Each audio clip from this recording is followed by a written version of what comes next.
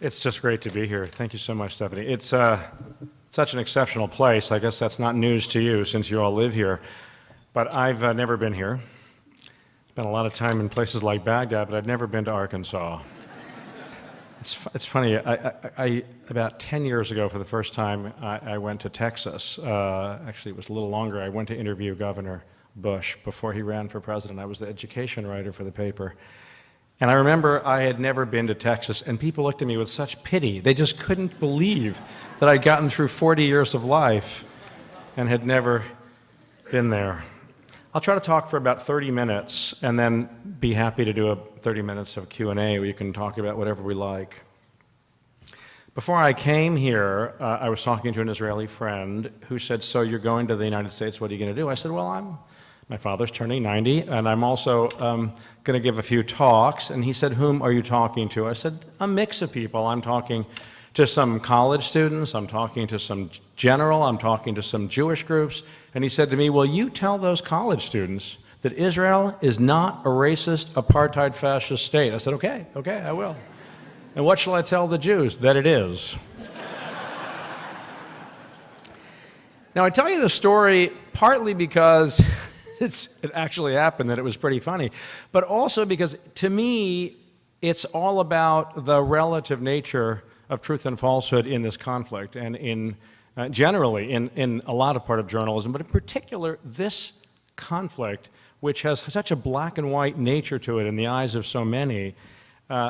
I feel like, in particular, because in so many ways the conflict hasn't really changed all that much in all these decades, and I'm not the first correspondent writing about it. There's been a distinguished tradition of people writing about it, that maybe a thing to do, apart from just narrating what's happening, is to try to get readers who have such a strong view of the conflict to at least question their central assumptions, so that if you're one of those people who is certain that the problem in this conflict is that any Jewish state will be met with endless hostility, I want to introduce you to people and narrative lines and threads and situations that will make you at least ask yourself, well, is that true? And by contrast, if you're a person who is convinced that if only Israel would get out of the West Bank and East Jerusalem, and there were a Palestinian state, peace would reign in the region, I'd like to introduce you to people and situations and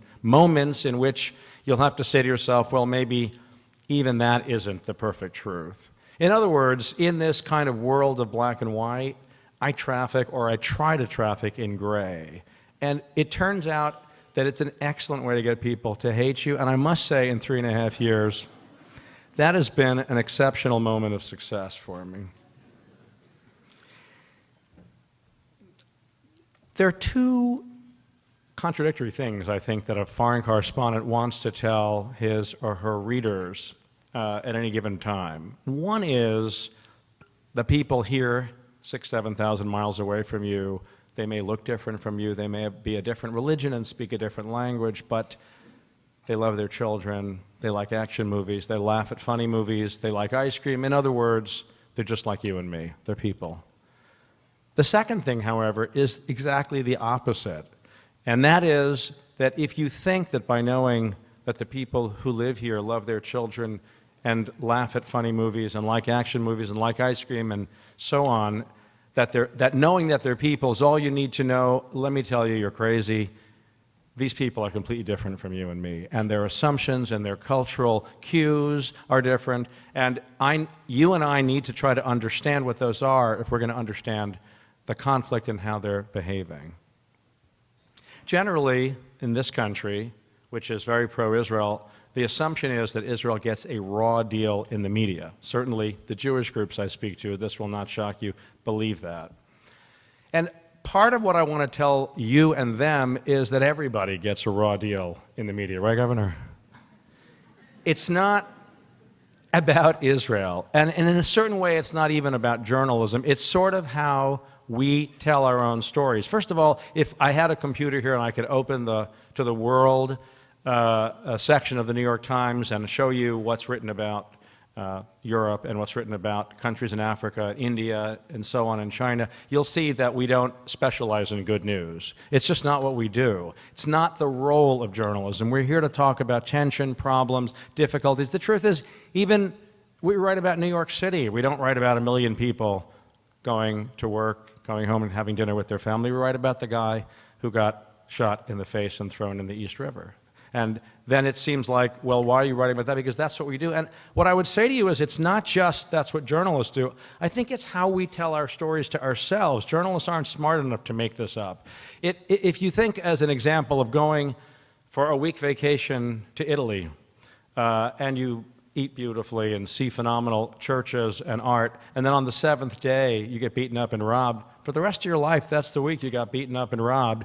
The other stuff will fade away. And that's sort of, it's in that way that we tell our stories about ourselves, and that's largely what journalism does. All correspondents, the Times has about 50 foreign correspondents, have more than one story to tell, so that my colleague in Rio has to worry about Brazil and Argentina. They don't particularly love each other. He covers both countries. My colleague in Rome has to worry about Greece and Spain. Different narratives. But I, dear readers, face a very particular thing, which is that my stories, and I have only 2 in this Jerusalem job, Israeli and Palestinian stories, are exactly the opposite one of the other. So that every step, it's like the Beatles song of Goodbye Hello. It's just every single thing that one side believes and says, the other side believes and says the exact opposite. So it's an incredible challenge. I'm not looking for sympathy, but I just want you to understand the difficulty so that even just language, the language question, that thing that is snaking its way down the West Bank border, often going inside it. Okay, the Palestinians call it a wall because that sounds aggressive. The Israelis call it a fence because that sounds nice and neighborly. And the New York Times calls it a barrier because we hope it doesn't sound like anything. And there are countless examples of this. Another example is that spot inside the old city where there was a temple 2,000 years ago, and where there have been mosques and other important Muslim shrines for the last 1,300 years. So is it the noble sanctuary, which is what Muslims call it, or is it the Temple Mount, which is what Jews call it? So how do you figure it out? Let's see, there are 2 billion Muslims, 775 Jews. Is it a popularity contest? I don't think so. They were there first, these guys were there longer. It's very difficult to know. So you're kind of forced to say that plaza, which X call and Y call. And the same thing happens with questions of whether you call an organization a terrorist organization, an act a terrorist act, and so on. And every time you write, the other side is yelling at you because they feel very, very strongly about it. And in some ways, I think that particular on the 2 extremes, who care so deeply about the conflict, there really is no desire to see a neutral narrative. I spoke some years ago when I was still deputy foreign editor about the wall fence barrier thing to an Orthodox Jewish synagogue in Westchester County, north of New York City. And when the talk was over, I was talking with some people afterwards, and a woman asked me a question, and in the course of my answer, I used the word barrier. She starts poking me in the chest and saying, fence, now you're talking to a fence person. So the whole idea that there might be some desire to step above the fence wall battle seemed to her completely nuts. In the 1990s, I was in Jerusalem for the Boston Globe, as you heard.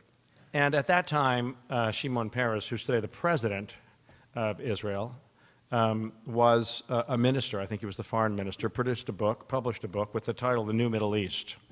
It wasn't a brilliant book, but it was a very compelling idea. And that was that after the Oslo Peace Accords, that Israel, with its technical know-how and its long history, Jewish history of oppression, would reach out to its neighbors, and the neighbors would understand, and everybody would get along, and there would be a lot of wonderful new development in the region. Ancient rivalries would be put aside. Well, we finally got the new Middle East, but I'm afraid it's not the one that Shimon Peres was envisioning. There is a change, an unbelievable change that's rolling across this region over the last, 8, 9 months. And it is in all ways unexpected. The elections in Tunisia, the election of the Ennahda party in Tunisia, the killing of Gaddafi, what's going on in Syria, in Yemen, and of course in Egypt. It's just an incredible set of events. And it seems clear, watching it, what it is that the people want to tear down, but it is much less clear what they want and are able to build up in its place. I think that any sane person watching this has to be thrilled and terrified. And it's really not a question of whether it's good for America or bad for America, good for the Jews or bad for the Jews. It's a question of the hundreds of millions of people there and what their future is going to be in this very, very complicated set of circumstances. You could actually say, well, getting rid of Gaddafi, getting rid of Assad, getting rid of Mubarak, it's so great that anything that comes in their place is better than what was. And it might turn out that you're wrong. It might not actually be better. Churchill said something that I've always liked. He said, the future, though imminent, is obscure. Now, I'm not lamenting what happened there. I think it was thrilling to watch, and although normally the Jerusalem correspondent spends his or her time dealing with Israel-Palestine, this set of events was so overpowering, and I went out and helped my colleagues in the field, and I went to Egypt and Bahrain and Jordan and so on over the course of the spring. So what was clear is that the Pharaoh was brought down in Tahrir Square, and that had a symbolic import, of course, for the whole region. But what's happening in each country is distinct, and it is not only about democracy. It is very important, I think, that we have humility and patience in trying to understand what's going on.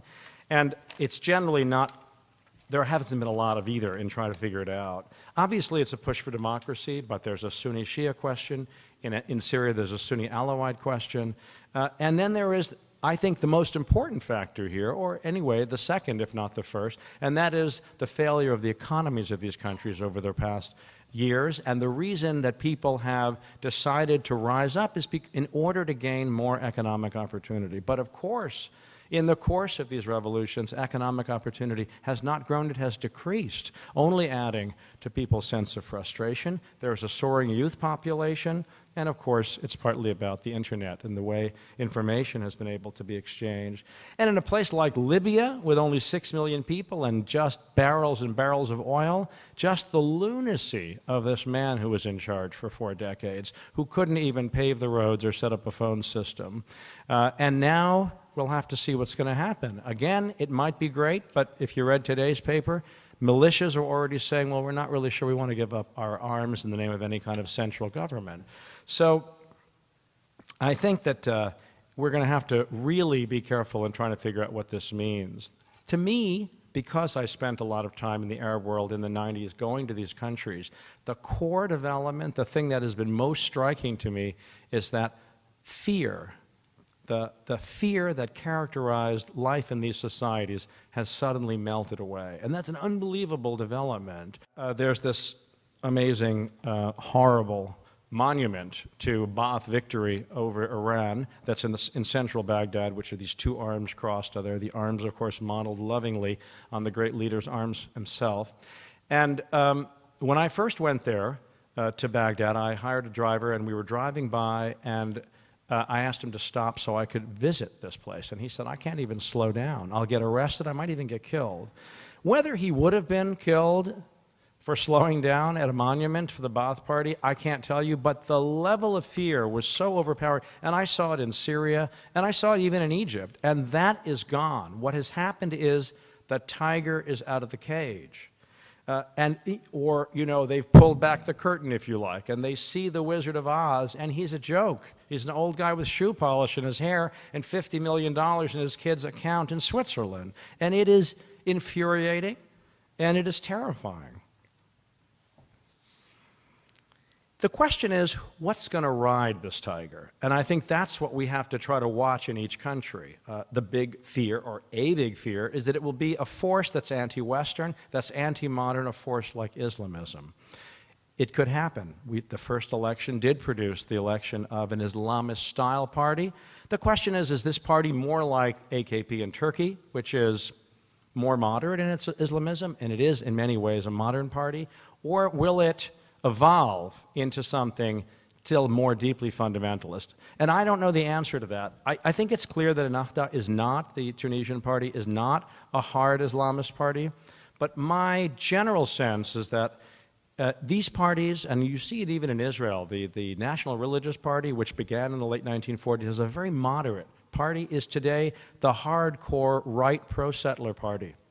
And I think in the DNA of these parties, if they start with a religious component, they tend to grow more religious, not less so. I could be wrong, and Christian Democratic Union in Germany is a counterexample, but it is certainly something that needs to be watched and worried about. Now, if this volcano had erupted when Shimon Peres had written that not so great but nonetheless compelling book, I think that Israel would have reacted quite differently to what's going on. I think that it was at that time willing to re-examine its core assumptions about its neighbors. But we've had the second Intifada in the late 2000. We've had the withdrawal from Lebanon that brought Hezbollah closer, the withdrawal from Gaza that brought Hamas into power. And all of these things, along with the concern about the growth of Iranian power in the region, has really led Israelis to think there is nothing that they can do to increase and improve their relations locally. This has also coincided with the development of an economy in Israel, which is very global. It's a very digital, high-tech oriented economy. It's got dozens of companies on the NASDAQ. And I think that there is increasingly an idea in Israel that they just don't have to actually deal with the problems in their region, which I think is a problematic and complicated idea. There is a paradox here, which is that I've been visiting Israel for many years. Today, Israel is richer and quieter and in many ways happier than it has ever been. It's got a GDP per capita close to Germany's. It's got a phenomenal food and wine industry. And of course, it's got all this high-tech stuff. The first time I went to Israel was in 1965. As my father, a retired biology professor, went on sabbatical. And I was 10 years old. And I mean, there was no television. Television did not exist in Israel. There were basically no phones. There was really no food. I mean, there was stuff people put in their mouths, but believe me, there was no food. And the change in these years, in these 50 years, has been unbelievable. It's an extremely successful society in terms of inside that bubble, particularly what's called the Sharon Plain, where 70% of the people live north and south of Tel Aviv along the coast. So, here you have a society with the highest number of high-tech startups per capita and the biggest venture capital industry per capita in the world. This is Startup Nation, a book you may have heard of. And it's unbelievable what they've developed, and they've been accepted to the OECD. And this is the other most amazing thing: is that for years the Jews told themselves a little joke about how the reason they wandered for 40 years in the desert was because they wanted to find the one spot in the Middle East where there was nothing, no energy you could dig out of the ground to sell. Well, they have now discovered vast quantities of natural gas off of the coast of Israel, and so it's time to hang up that joke as well. Over the summer, if you were paying attention, you know that the Occupy Wall Street version in Israel was pretty big, bigger than Occupy Little Rock that I saw too. There were hundreds of thousands of people at its height marching. And what I was struck by in this set of events is how much I think it represented a kind of yearning for that Israel of 1965 that I mentioned, where there was very little material wealth in the country. There was a great sense of collectivism, a great sense of kind of mutual destiny. And in the last 20 years, the growth of wealth in the country has challenged that. So that today Israel is like the United States, that the gap between the top 10th and the bottom 10th is enormous, among the most in the OECD, actually, I think along with Mexico and Brazil and the United States. So this is a society, of course, where almost everybody serves in the army, where there is a sense that you sacrifice for the greater good and that somehow your sacrifice has not been recognized. And I also think that the concern over Gilad Shalit, the soldier who was held in Gaza for 5 years, is a similar kind of concern. A year ago, again, you're forgiven if you didn't pay close attention, there were marches and tents in Israel for Gilad Shalit. And I view them now as a warm-up, as a dress rehearsal for these of the social protest movement of this last summer, all of which was about, is my government, is my society recognizing the difficulties that I have to live through and living up to the social contract that I think it was obliged to. I'll teach you a new Hebrew word for rich guys. They're called tycoonim. So the tycoonim, the 20 families or so that own 25% of the stock market, are now under attack in Israel, as there is an attempt to come to terms with this incredible social gap that has grown. And it is also, interestingly, an attempt by the left to rise via social policy issues as opposed to the Palestinian question, because Israel has turned quite conservative on this Palestinian question. In fact, as I tried to say a few minutes ago, it is essentially not paying attention to it at all. The interesting question is whether the left could rise politically and, as it were, sneak into that question of the Palestinian issue. And my guess is it won't. Once it raises the question, it'll probably explode. This is the moment. Cut a deal, calm down the region about the concerns that people have about the treatment of Palestinians, and get back into the sort of international circulation. So that's the view of this government, the United States government, and the view of actually almost every government in the world. So the view of the Israeli government is, now of all times, we're not going to do anything like that, okay? This is the worst time for us to be asking us to do something like this. Just before I came, about a week or 10 days ago, I sat down with a guy who's quite close to the Prime Minister of Israel. And he's an advisor of his, and he said, can you imagine if what's going on in Syria today were happening and we didn't have the barrier of the Golan Heights between us and it, that instead of the violence occurring on the other side of those heights, it was occurring right on the shores of the Sea of Galilee. Thank God we never cut a peace deal with the Syrians. I'm not telling you that I agree with it, but I'm just trying to give you a flavor for how it is viewed at the core of the government. And I think that the same feeling with everything that's going on around it, and of course now with the Palestinians' decision that the way forward is to try to get a kind of pincer movement by the world on Israel through the UN, through UNESCO, through the Security Council. This is leading Israel to be even more hostile. It's really a very grim situation in terms of the geopolitics for the moment. Now, of course, for the average Palestinian, all this talk really pales when you look at their daily life. It's, believe me, no fun to be living under occupation in the West Bank and in Gaza. Even where there's no official occupation, it's a very grim situation. There is no economy in Gaza because of the closure on the place. It is basically a vast welfare state. Now, it's important to know that it is not sub-Saharan Africa, that actually Gaza has near universal literacy and no malnutrition. But it is a very sad place because there is no horizon, neither political nor economic. It's a kind of poverty of listlessness and a sense that there is no way forward.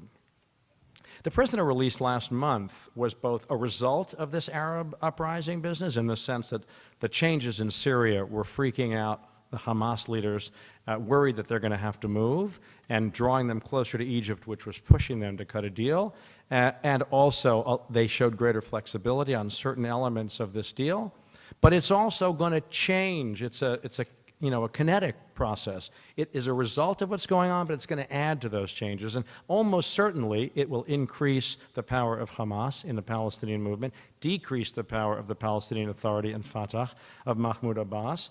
And I think it will also mean that Israel, which has been decreasing its military activities in the West Bank over the last 3.5 years, is going to start picking them up, worried about those 100 guys who were released, worried about the prestige of Hamas. So I think we're going to see a more aggressive Israeli policy in the West Bank, as we're going to see a greater favor toward Hamas and toward militancy in the Palestinian world.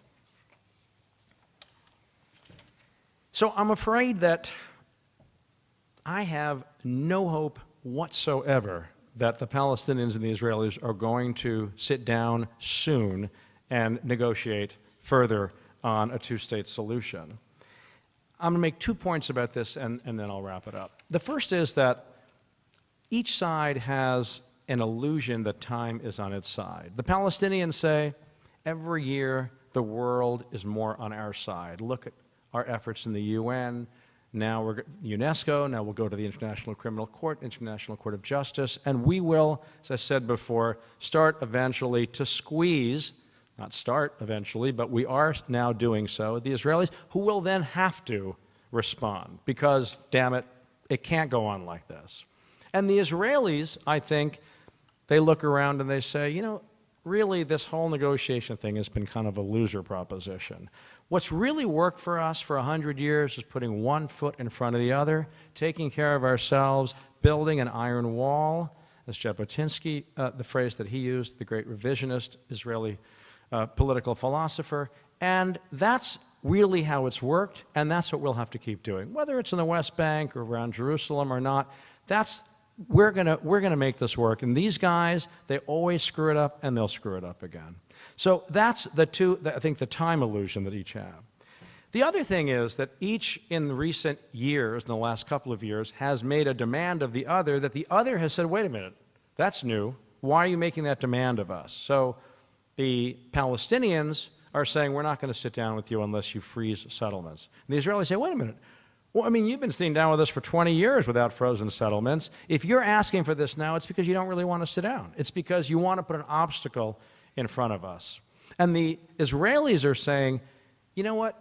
An enormous amount of progress would be made if you simply said that you accepted the legitimacy of Zionism, that there is a Jewish sovereignty is a legitimate thing in some portion of the Holy Land, that this is the homeland of the Jews.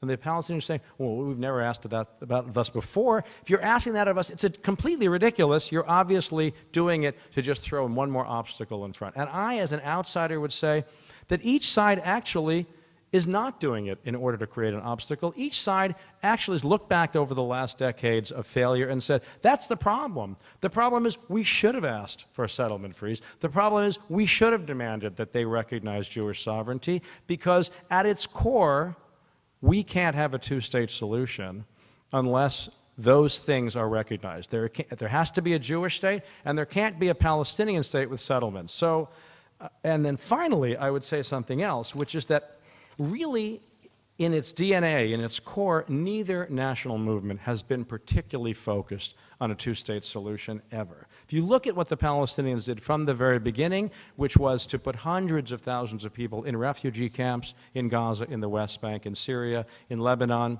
and in Jordan, and give them their keys and their deeds to their land that they had, and they said, hold on, don't give up, you'll go home. Home meaning Jaffa and Haifa and Lydda, and places that are in today the sovereign state of Israel. Meanwhile, after 1967, Israel instantly began to create outposts and settlements in that West Bank and in Gaza. And why did they do it? There was one central goal: to prevent any other sovereign entity from taking hold in that land. And what I would say about each effort by each national movement is it's been quite successful. The chance of a two-state solution is very, very low, I fear. Now, what does that mean? Where are we going with it? I don't have an answer to that. But I mean, I would say that it, you know, a way to think of it as a kind of a rotting tooth, which is that you know it's going badly. You don't know what's underneath the gum. You just know it could fall out in a week or in a year or in a decade. You don't know, but what you know is it's rotting. And that's my happy message for the evening. Thank you very much.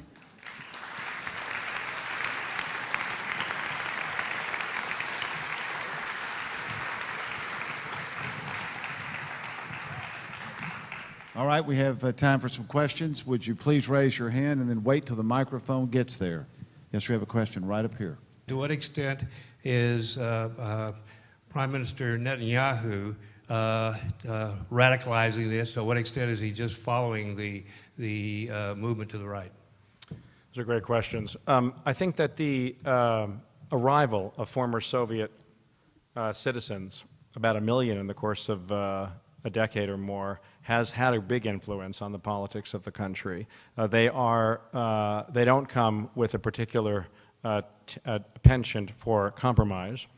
And they, as you can see in the person of Avigdor Lieberman, the foreign minister, this is the sort of, that's the typical former Soviet view. I mean, he's a little bit hard right, but that has added a lot to what's going on. I don't think it is about finding room for them, because there's plenty of room inside the Green Line. In the Galilee and the Negev, there's plenty of room. There's plenty of room to move all the settlers in, not that it'll ever happen. But that's not the problem. I mean, you're right that there has been a kind of, mythic view that we need all the land we can get because they're all coming. But I think by the time of the 1990s, and in the 1990s, there was a moment, by the way, just before the Gulf War, maybe the 80s would be better, the late 80s, when Soviet Jews were coming and Palestinians were working in the Gulf and Kuwait and Saudi and so on before they were thrown out, that I think settlers were saying, this might win this battle. We might win this battle, but that idea is over. That's not going to happen. With regard to Netanyahu, he's a great mystery to me. Maybe he's a great mystery to himself. He talks really well about being the guy who's going to cut a deal, and he speaks with great eloquence about it, and then he's not really doing anything about it. And my gut is that he's of two minds, at least, but given the politics of his government, it's the don't do anything mind that keeps winning. Yes, sir, right here.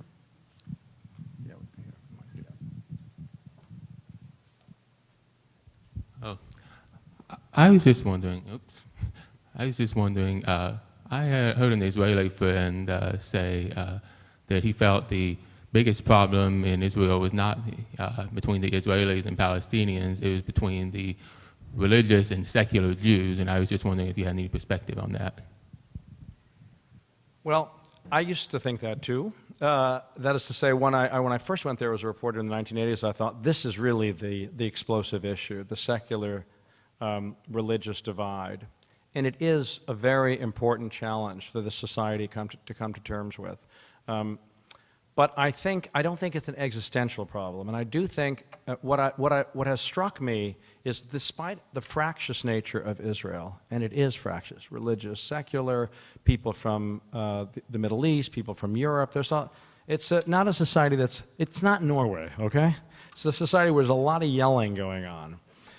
But at the same time, it is a society that has struck me in all the years I've been watching as, in fact, quite tied to one another. There really is a deep family sense, even among the religious and secular. They may spit about each other, but they're much more linked to each other than they are to everyone else. And I think, in fact, that the tribal family nature is both the country's great strength, that is to say, and the Gilad Shalit story is an example of that. If you look at how the entire country effectively saw this kid as their son, and they really did, they really felt it. That's an amazing advantage for a society to have that sense of group cohesion. On the other hand, I think it could be argued that it is also a great weakness for the society. That's not a particularly wise way to make public policy, to say that everything that happens is as if it were happening to my child. So anyway, that's the long answer to, I do think it's an important issue, but I don't think it's the important issue. Governor Tucker. Wait, he's bringing you the mic.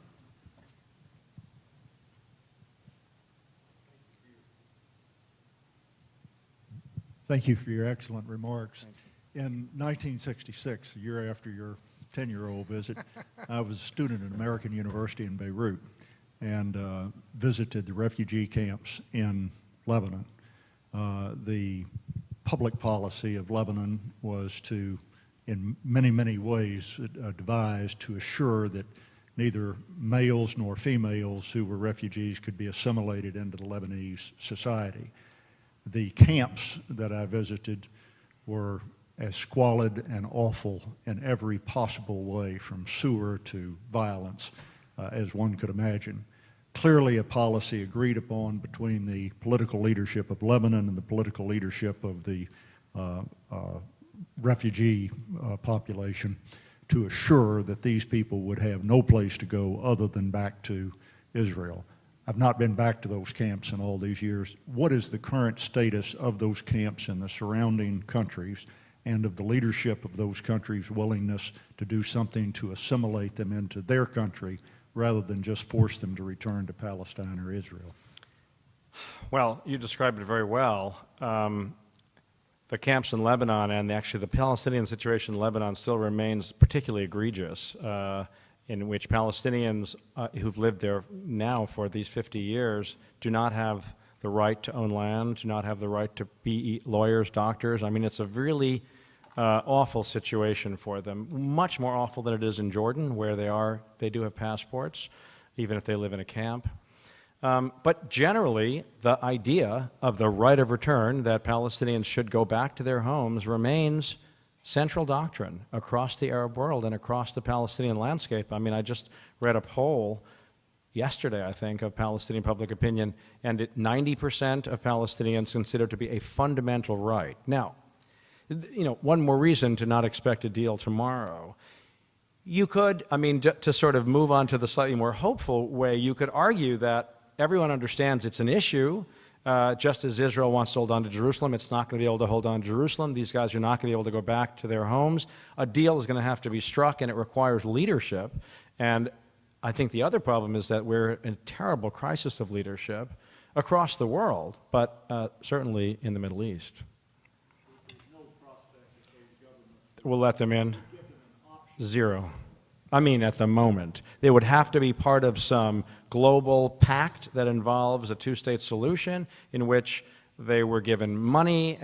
But in Lebanon in particular, you know, they don't, the Shia don't want them because they're Sunni, because they're worried it will shift the political battle within the country. In those other countries, it's less problematic, but it's not perfect. I mean, you know, we could spend an entire half an hour on each of these places. Jordan is a very complicated place, which is a majority Palestinian, and the East Bankers, as they're called, the people who are not Palestinian, do not want any more Palestinians coming in and do not want them to have any more power. So it's a pretty big mess. I mean, the truth is that both Jordan and Israel should have the same strategic interest, which is to focus Palestinian national sentiment on the West Bank and Gaza. That way, it's not on Israel and it's not on Jordan, if only. All right, we have a question right here, and then we'll come back there. Yeah. Yeah, right here first, and then we'll go. Thank you for coming tonight. I was going to see if you could speak to the secular, non-secular issue as it relates to the Arab Uprising. Did it originate in one group or the other, and at what point was there a crossover to the other group for it to reach the tipping point? Actually, it originated generally in the secular, educated class. And a lot of revolutions do. The Bolshevik Revolution, the Iranian Revolution, in many ways do come from those who are educated, who have some sense of how the rest of the world lives. The problem is that because there's been no institution building in most of these countries, and there's been this terrible form of oppression, they're really the only opposition force has been an Islamic force. That's the only place. It's also because the only place where groups are permitted to gather in most of these countries is in mosques. And so that's where things can, you know, politics can develop. And of course, the other thing is that socialism, the great Soviet-inspired effort of the 60s, was such a total failure, represented by Israel's victory in the '67 war. So the only really organized force in these societies is, unfortunately or unfortunately, we'll see, but I think it's nervous-making for a separation of church and state crowd like us, is Islamic. Now, you know, there is an argument that it's a changed Islamism. It's not what it was. It's not al-Qaeda. It's not the Taliban. It's something more modern. And perhaps it can be. And I think the question facing, say, American policymakers is, do you try to push them away, or do you try to sort of, you know, get them focused on the things that matter to you and that you think will make a difference for effective government? Yes, sir, I have a question at the back.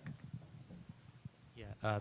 Many Arabs had initially enthusiastically supported the revolution. However, there's been growing skepticism in the Arab community. in particular with regards to the role of foreign intervention and the inconsistency in American and European foreign policy. For example, France was reluctant to support the Tunisian revolution initially, and the Obama administration was also reluctant to support the change in Hosni Mubarak's regime. I can also cite Bahrain as another example, and Yemen and Syria as two other examples. So what is the position of the Obama administration with regards to the change, and how does the United States increase its credibility on the Arab street? Well, it's another great question, and I'm not, I don't spend my time reporting on the Obama administration largely, so I'll have to give you a kind of not a very deep answer. Generally, I think the Obama administration, like most Americans, takes a view that the greater freedom and democracy there is in a place, the better it is. And one should support such things. Now, there are countervailing interests. Bahrain is a perfect example, which is that the Fifth Fleet of the U.S. Navy is based there, and the Sunni ruling family, the Sunni minority that runs the country, is linked to the Saudis, which has an important alliance with the United States. So democracy, it's not that it's not important, but there are other things that are more important. And these are the sorts of trade-offs that occur in statecraft all the time. I think that the issue of American credibility is a very interesting and very complicated one. I feel that it's almost impossible for American credibility to increase in this circumstance because it is linked with what was, appropriately or not appropriately, in some cases more than in other cases. So if the United States were to get behind the revolutions, it will be seen as trying to infiltrate and take over. And if it stays away, it will be seen as not caring. I'm not saying there shouldn't be a policy, but I think it's a very difficult set of policy challenges for it. Yeah, go ahead, but into the microphone. Now, I know the oil argument has been overused, but there is a difference between Syria and Libya, and that is the fact that there are oil reserves. And as a matter of fact, the Libyan transitional government has given favor to American and European oil firms that did participate in the NATO campaign. So why not Syria, where people are being butchered today and yesterday and will be butchered tomorrow? Hey, I'm not a spokesman for the administration. It's a great question. I think you're right, that the issue of hypocrisy and whether the interests in a place like Libya are much clearer because of the oil than in a place like Syria. I completely understand the question, and since I'm not their spokesman, I can't answer it. Yes, sir, we have a question right over here.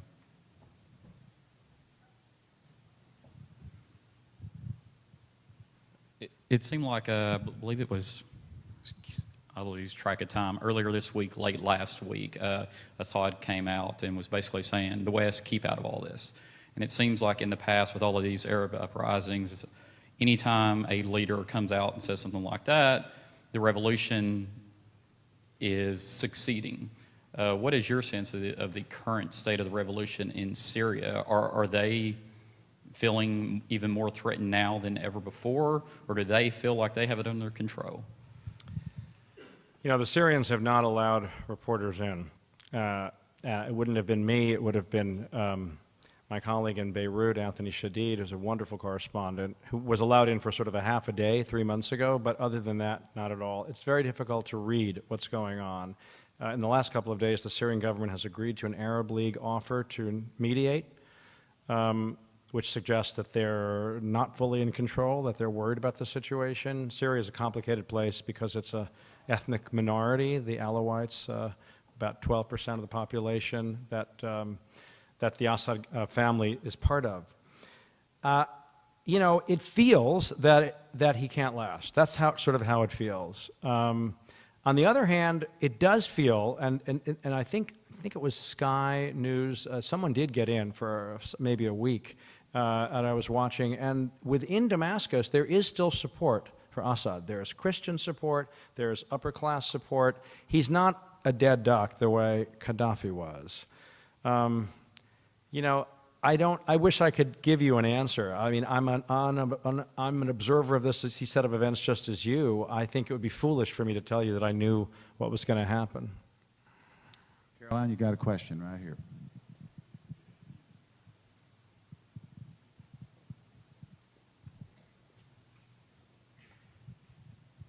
you described a very vibrant and successful economy in Israel.